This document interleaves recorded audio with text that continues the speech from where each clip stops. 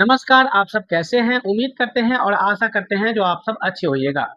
जैसा कि आप सभी को पता है, आप लोगों ने भी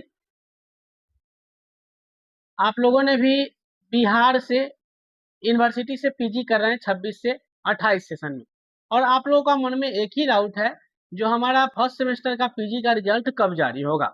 तो साथियों, हम इस वीडियो में जो जानकारी आपको बताएँगे, यह जो रिजल्ट से संबंधित कन्फर्म जानकारी है, क्योंकि हम जो भी जानकारी देते हैं, आप लोगों के लिए कोई भी जानकारी हम जो प्रोवाइड करते हैं बहुत ही मेहनत करके और बहुत ही ईमानदारी से, ठीक है? और ख़ास करके आपसे निवेदन यही है, जो आप लोग कोई भी चीज़ को देखते हैं मेरी वीडियो को तो सपोर्ट किया कीजिए, क्योंकि आपकी एक सपोर्ट से जो है हमारे चैनल आगे बढ़ सकता है, ठीक है?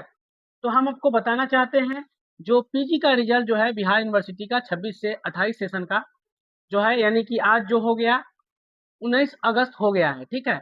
यानी कि अगस्त से के लास्ट वीक या सितंबर के फर्स्ट वीक में जो है आप लोगों का रिजल्ट जो है पीजी फर्स्ट सेमेस्टर का हर हाल में जारी कर दिया जाएगा।